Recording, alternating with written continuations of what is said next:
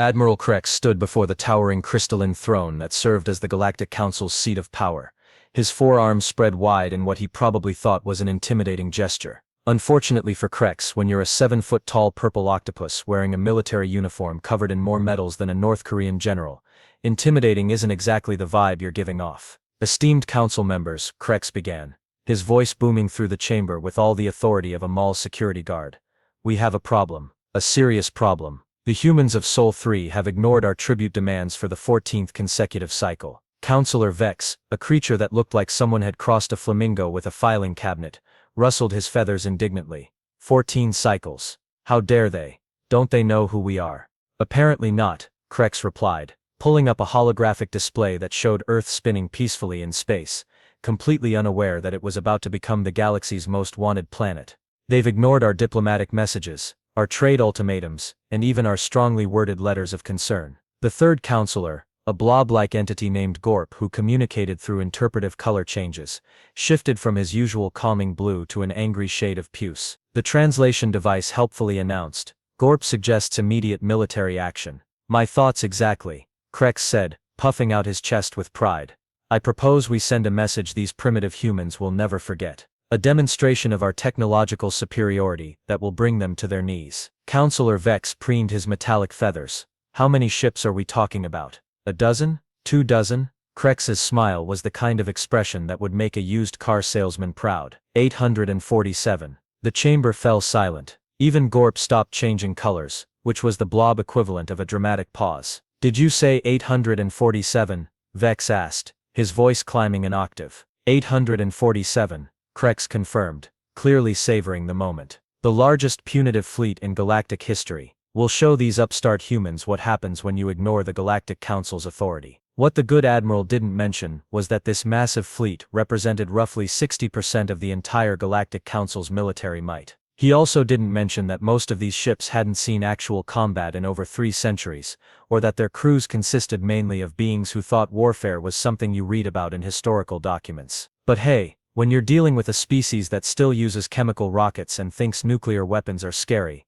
how much firepower do you really need? The fleet will arrive at Sol 3 in exactly 72 hours, Krex announced. I expect their surrender within minutes of our arrival. Gorp shifted to a smug shade of gold, while Vex began preening again. None of them bothered to check their intelligence reports on human military capabilities. After all, what could a species that had barely left their own solar system possibly do against the combined might of the Galactic Council? They were about to find out. Captain Jake Murphy was having what he liked to call a perfectly normal Tuesday when the message arrived. He was sitting in his office at Terra Defense Command, feet up on his desk, working his way through a crossword puzzle and wondering why 7 across was alien beverage when his communication officer burst through the door. Sir, we've got incoming transmission from something calling itself the Galactic Council, Lieutenant Torres announced, slightly out of breath. Jake didn't look up from his puzzle. Galactic Council, huh? Let me guess, they want us to join their cosmic book club. Not exactly, sir. They're demanding tribute and threatening to send a fleet if we don't comply. How big a fleet? Jake asked, still focused on his crossword. What was a 6-letter word for cosmic disappointment? 847 ships, sir. Now Jake looked up. Not because he was worried, mind you, but because that seemed like an oddly specific number. 847, not 850. Someone's really committed to their headcount. Torres handed him the decoded message which read like it had been written by a committee of pompous middle managers. Jake scanned through the usual threats, demands and references to humanity's primitive nature before tossing it aside. You know what, Torres, get me Dr. Park on the line. The physicist. Sir, shouldn't we be calling the Joint Chiefs? Or maybe the President? Jake waved dismissively. Nah, Luna can handle this. She's been dying to test that thing she's been working on in Lab 7. Dr. Luna Park answered on the third ring, sounding slightly distracted. Jake, this better be important. I'm in the middle of calibrating a quantum field manipulator, and if I mess this up I might accidentally turn Wisconsin into a black hole. Just Wisconsin. Well, maybe parts of Minnesota too. What do you want? Remember that project you mentioned last week? The one you said could solve our pest problem. There was a pause. You mean the Tuesday project? Jake, that's not even finished. I was just experimenting with localized space-time distortions. How localized are we talking? Oh, you know, roughly the size of a small solar system. Why? Jake grinned. Because we've got 847 uninvited guests showing up in about 72 hours and I think they might benefit from a little cosmic perspective. 847. That's actually perfect. I've been looking for a way to test the array on multiple targets simultaneously. Great. How long do you need? Give me an hour to run some final calculations. Oh, and Jake, you might want to warn the space traffic control folks. Things could get a little weird around the outer system. Define weird. Let's just say that anyone looking through a telescope might want to have their eyes checked afterward. Jake hung up and leaned back in his chair. Torres was staring at him like he'd just announced plans to fight the alien fleet with pool noodles and harsh language. Sir, with all due respect, shouldn't we be mobilizing the fleet? Calling in allies? Preparing for the worst? Jake went back to his crossword. Torres, you've been working with me for 3 years. Have I ever overreacted to anything? Well, there was that time you ordered pizza for the entire command staff when we thought we were being invaded by Mars. Turned out to be a weather balloon, didn't it? And everyone was fed. Jake tapped his pen against the puzzle. Besides, Dr. Park has been working on this project for months. Something about practical applications of theoretical impossibilities. I figured we'd need to test it eventually. And you're going to test it on 800 alien warships. Can you think of a better test group? 72 hours later, space above Earth's outer atmosphere suddenly got very crowded. 847 Galactic Council warships dropped out of hyperspace in what Admiral Krex had undoubtedly practiced in front of a mirror as his dramatic fleet arrival formation. The ships themselves were impressive, if you were into that sort of thing. Sleek, crystalline vessels that looked like someone had crossed a cathedral with a Swiss Army knife. They hung in space like a metallic storm cloud, their weapons arrays glowing with enough energy to turn a small moon into cosmic dust. Admiral Krex stood on the bridge of his flagship, the inevitable consequences, watching Earth spin peacefully below. He'd expected panic by now. Frantic radio transmissions, desperate pleas for mercy. Maybe a few primitive nuclear missiles launched in futile defiance. Instead, he was getting elevator music. Status report, Krex demanded, his 4 arms gesturing dramatically at the tactical display. All ships in position, Admiral, replied Commander Blux, a nervous creature that resembled a cross between a penguin and a calculator.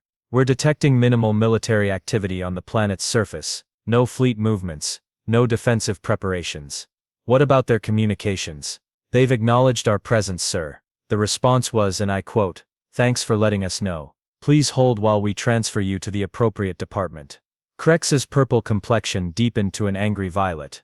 The appropriate department. We're an invasion fleet, not a customer service inquiry. Down on Earth, Jake Murphy was sitting in the same chair working on a new crossword puzzle. This one had overconfident alien as 12 across, which seemed a little too on the nose. His communication console was playing the Galactic Council's increasingly frustrated demands on loop while he tried to figure out what cosmic justice was in 7 letters. Sir, Torres interrupted. They're demanding to speak with our planetary leader. Which one? We've got like 200 of them, and half of them are probably in meetings. I think they want whoever's in charge of surrendering. Jake looked up from his puzzle. Well, that would be me technically.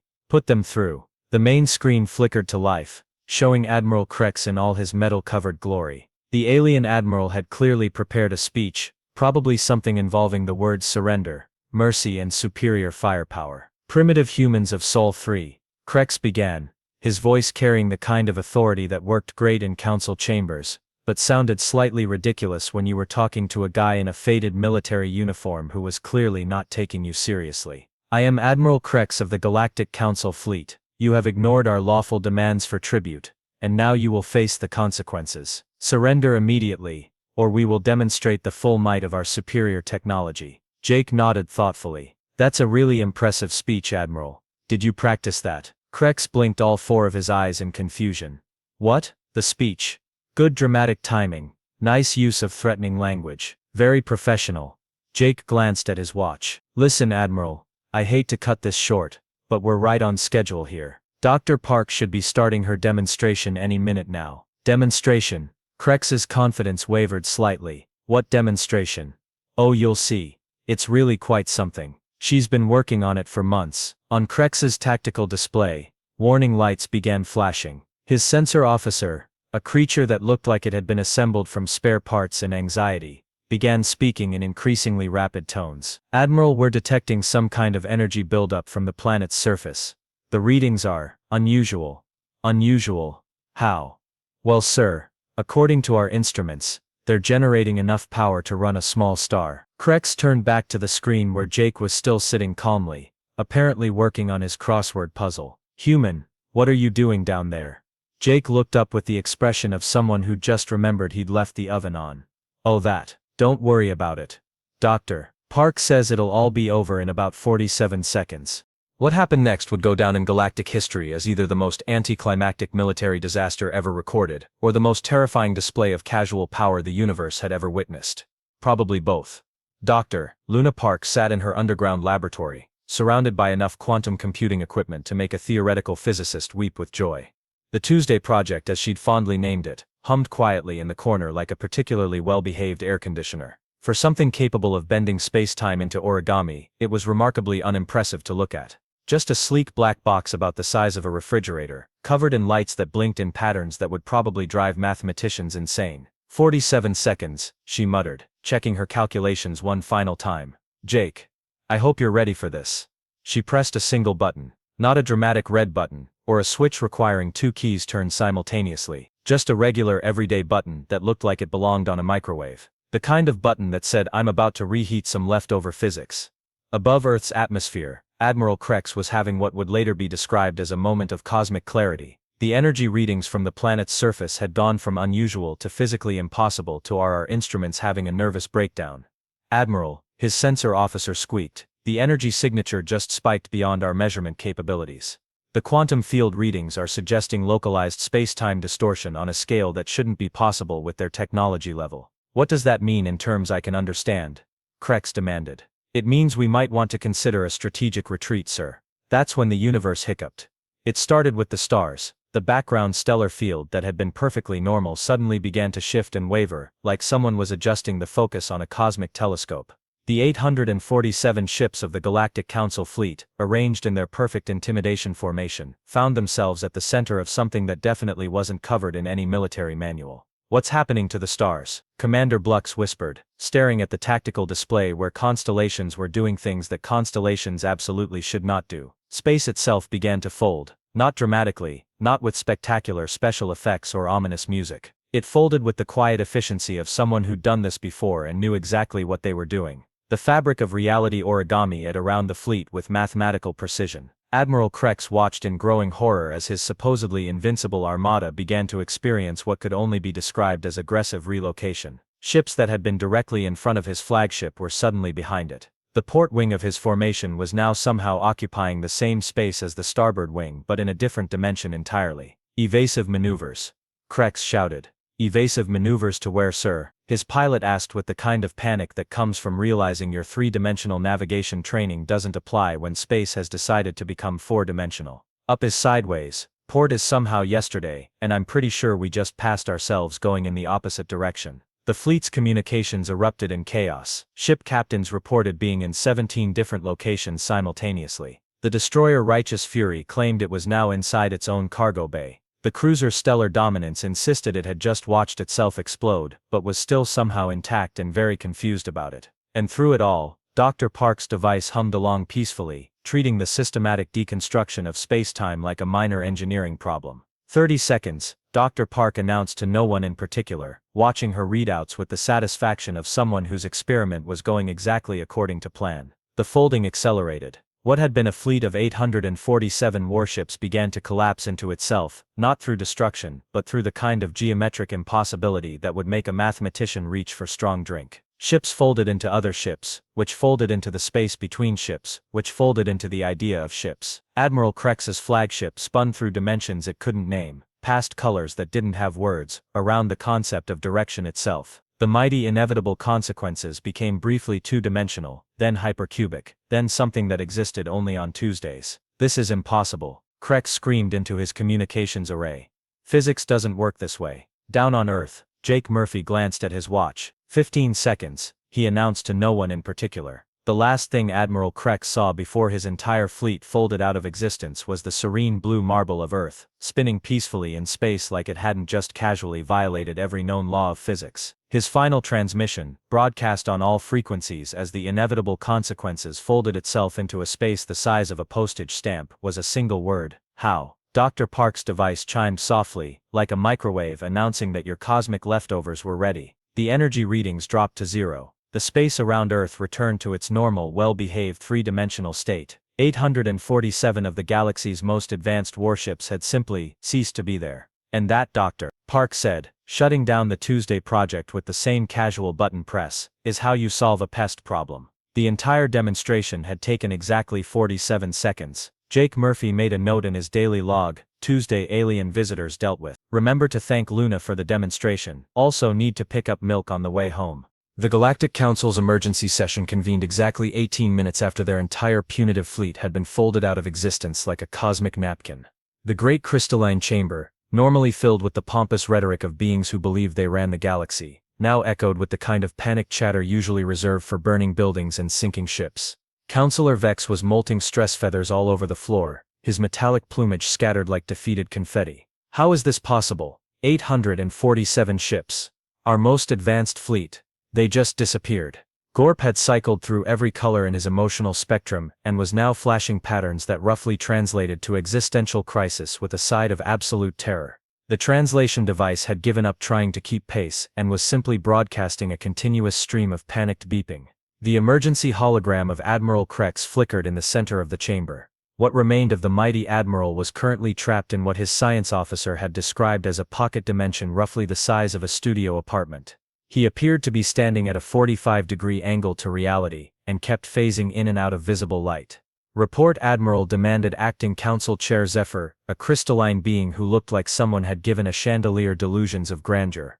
The humans, Krex said, his voice echoing strangely as it traveled through folded space-time, have technology that makes our most advanced theoretical physics look like cave paintings. They folded our entire fleet into. I don't even have words for what they folded us into. That's impossible, Vex squawked, though his feathers were still falling. Our intelligence reports clearly stated they were a primitive species. Chemical rockets, nuclear weapons, barely out of their own solar system. Well, your intelligence reports were wrong. Krex snapped, momentarily solidifying before becoming translucent again.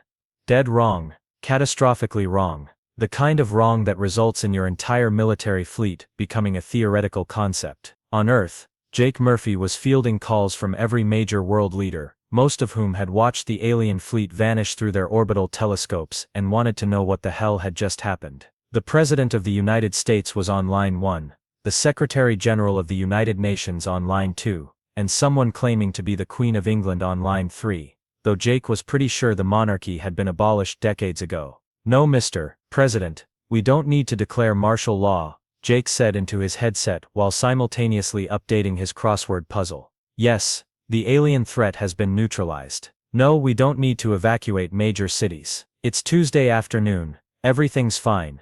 Dr. Luna Park knocked on his office door and entered without waiting for permission, carrying 2 cups of coffee and wearing the satisfied expression of someone who just solved a particularly challenging Sudoku puzzle. So she said, setting 1 cup on Jake's desk, how are we handling the aftermath of casual omnipotence?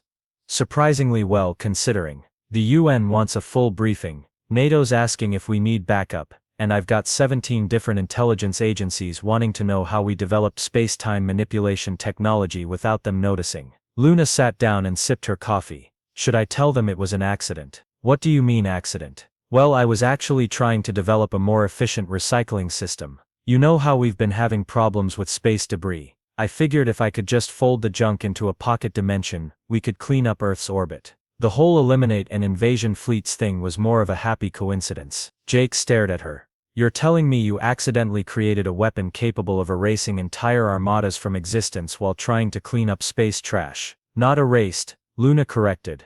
Relocated. They're all perfectly fine, just existing in a space roughly the size of a closet that's perpendicular to our universe. They'll figure out how to get back eventually. Probably. Meanwhile, back at the Galactic Council, panic had evolved into full-blown hysteria. The emergency session had been joined by representatives from every major galactic power, all of whom were suddenly very interested in this previously ignored backwater planet called Earth. We need to establish diplomatic contact immediately, announced Ambassador Kling, a diplomatic insectoid whose species had perfected the art of strategic groveling.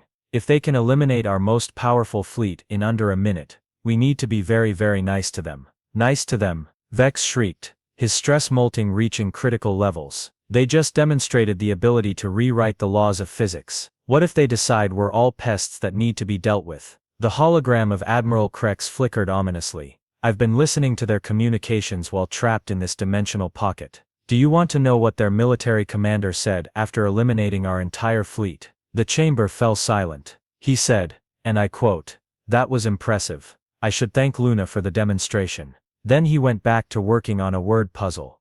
The silence stretched longer. "A word puzzle," Krex repeated. They casually eliminated the largest military force in galactic history, and their commanding officer's biggest concern was finding a 7-letter word for cosmic justice. Gorp flashed a color that didn't have a translation, but probably meant something along the lines of "We have made a terrible mistake, and are all going to die." Dr. Park's voice crackled through the chamber's communication system, having somehow tapped into their secure emergency frequency. "Hello Galactic Council, this is Dr. Luna Park of Earth. I understand you have some concerns about our recent demonstration." Every being in the chamber froze. The human had contacted them directly, without going through diplomatic channels, without even asking permission. "I want to assure you," Luna continued in the same tone someone might use to discuss the weather, "that the Tuesday project was just a minor physics experiment. We were testing localized space-time manipulation for waste management purposes. The fact that your fleet happened to be in the way was purely coincidental." "Waste management," whispered Ambassador Kling. "Oh yes," Luna replied cheerfully. "We've been having problems with orbital debris. I thought I'd try folding it into a pocket dimension. Much more environmentally friendly than just shooting it into the sun. Your fleet provided an excellent test case for multiple target acquisition." "Our fleet was a test case." Krex's voice rose several octaves. "A very successful one. The dimensional folding worked perfectly. Though I should mention, the Tuesday project is just our starter system. We've got much more interesting things in development." The council chamber erupted in panic chatter. If this was their starter system, what did they consider advanced technology? Jake Murphy's voice joined the transmission. "Dr. Park, maybe we shouldn't mention the Thursday project." "Oh right, sorry Jake. Forget I said anything about Thursday, council folks. That one's still classified."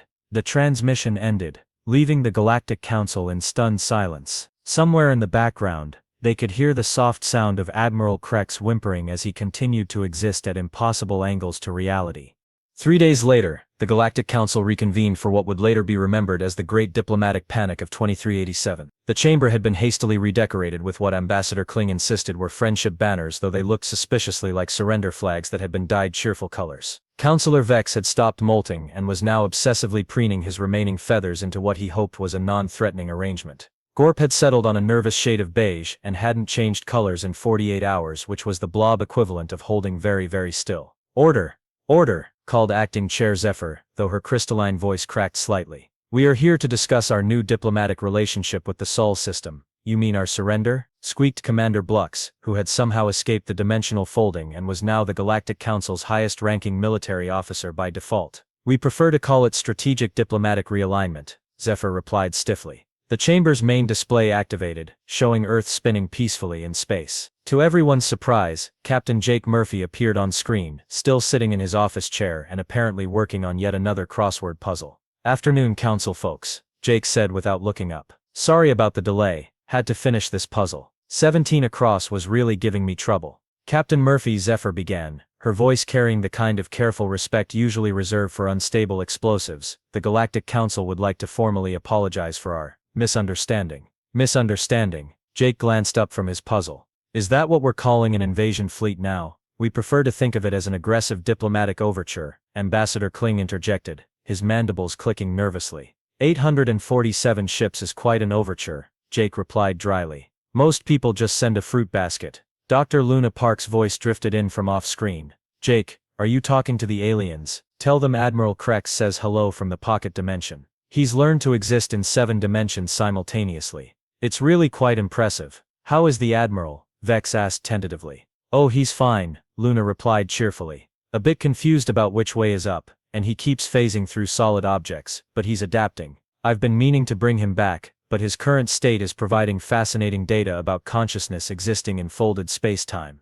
The council members exchanged nervous glances. Their military leader was being used as a science experiment, and the humans were discussing it like he was a particularly interesting lab rat. "About that," Jake said, "we've been discussing your tribute demands. Earth's position is that we're not really interested in joining your galactic government thing." "Of course," Completely understandable, Zephyr said quickly. Independent systems are perfectly acceptable. We respect your sovereignty. Good. Luna, do you want to explain our new galactic policy? Dr. Park's face appeared beside Jake's on the screen. She was holding what appeared to be a cup of tea and a clipboard covered in equations that hurt to look at directly. It's quite simple, really, she began. Earth is instituting what we call a do not disturb policy for the galaxy. We'll continue our own development, exploration and research without interference. In exchange, we won't demonstrate any more applications of theoretical physics on uninvited visitors. That seems very reasonable, Ambassador Kling said, relief evident in his voice. Oh, but there's more, Luna continued brightly. We've been monitoring galactic communications since your fleet arrived. Apparently there are quite a few species out there who've been having similar problems with aggressive larger neighbors. The council members looked at each other nervously. So we've decided to offer our services as cosmic peacekeepers. Think of us as the galaxy's new do not mess with these people enforcement agency. Enforcement. Gorp flashed a worried shade of yellow. Nothing dramatic, Jake assured them. Just a friendly reminder that bullying smaller civilizations might result in a visit from our Thursday Project team. What exactly is the Thursday Project? Vex asked, though he clearly didn't want to know the answer. Luna smiled, the kind of smile that made theoretical physicists wake up in cold sweats. Oh, that's our planetary relocation system. Much more efficient than the Tuesday Project's individual targeting. We can move entire solar systems to more convenient locations. Very useful for creating nature preserves. The silence in the chamber was so complete you could have heard a pin drop, if pins existed in four-dimensional space. Nature preserves, whispered Zephyr. For endangered civilizations, Luna explained helpfully. If we find a species being threatened by more aggressive neighbors, we can just relocate their entire system to a nice quiet corner of the galaxy where they can develop in peace. And the aggressive neighbors? Commander Blux asked. Oh, they get relocated too. Usually to somewhere with lots of thinking time and no one to bother. Jake looked up from his crossword again. By the way, 18 across is galactic perspective, 12 letters. Fits perfectly. Dr. Park nodded approvingly. Speaking of perspective, we should probably mention that Earth has been in contact with several species who've expressed interest in our protection services. The vegans are particularly excited about not being invaded anymore. The vegans were under council protection, Vex protested. Were they? Luna asked innocently. Because they seemed to think the council's protection mostly involved demanding tribute and threatening them with military action if they didn't comply. That's standard diplomatic procedure, Zephyr said, weakly. Not anymore, Jake replied, finally setting down his crossword. New galactic order, folks. The strong protect the weak, bullies get timeouts in pocket dimensions, and everyone plays nice. Earth will be monitoring galactic communications to ensure compliance. And if we don't comply? Ambassador Kling asked, though he clearly regretted the question immediately. Luna's smile widened. Well, we've been working on a Saturday project that deals with temporal mechanics. Nothing too dramatic, just the ability to unstick civilizations from the time stream. Very effective for giving aggressive species a chance to reconsider their life choices from outside of causality. Outside of causality. Gorp's color shifted to a shade that roughly translated to metaphysical horror. Don't worry about it, Jake said dismissively. As long as everyone behaves themselves, you'll never have to find out what existing outside of time feels like. The transmission ended, leaving the Galactic Council sitting in stunned silence. Finally Zephyr spoke, motioned to officially redesignate the Sol system as a do not disturb zone. Seconded, chorused every voice in the chamber. Motion to send fruit baskets, unanimous approval. Motion to never ever anger the humans again, passed before you finished asking. And so the galaxy learned that sometimes the most dangerous civilizations are the ones that consider reality-bending technology a minor inconvenience, and whose idea of a proportional response to an invasion fleet is to casually demonstrate that the laws of physics are more like helpful suggestions. Earth remained a peaceful blue marble, spinning quietly in space, occasionally folding hostile fleets into pocket dimensions as a public service. The Galactic Council sent fruit baskets every Tuesday and tried very hard not to think about what the humans might be working on for their Sunday project. Admiral Krex eventually learned to enjoy existing in 7 dimensions simultaneously, though he never quite got over the experience of watching his invasion fleet get treated like cosmic litter. But that's another story entirely.